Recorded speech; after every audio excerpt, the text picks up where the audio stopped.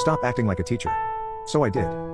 3 years ago I started working in a company where my manager was a piece of shit that would insult us and blame any problem on his employees, trying to get them against each other. I got burned out after about a year of 10 hours days and weekends and of doing tasks that were greatly above my paycheck and completely different from what I was promised as I got there. So I gave my resignations. My manager, though I was useless as he often said about anyone but himself, so instead of trying to find a new employee, he decided he would have taken over my role, to the horror of all my coworkers. The only problem, I was the only person who knew perfectly the company ERP program, and I would have had to teach him my 1,5 year experience in 2 weeks. As I started to teach him, he got more and more frustrated and terrified by the amount of workload that was coming his way and started to insult me even more, but I was still trying to teach him the best I could for the sake of my coworkers. All of this until the first day of my last week. I was pointing out a mistake he was making every time he did a certain task, and he replied screaming at me, "Shut the fuck up. I don't need you to act as a fucking teacher." So, malicious compliance, I didn't.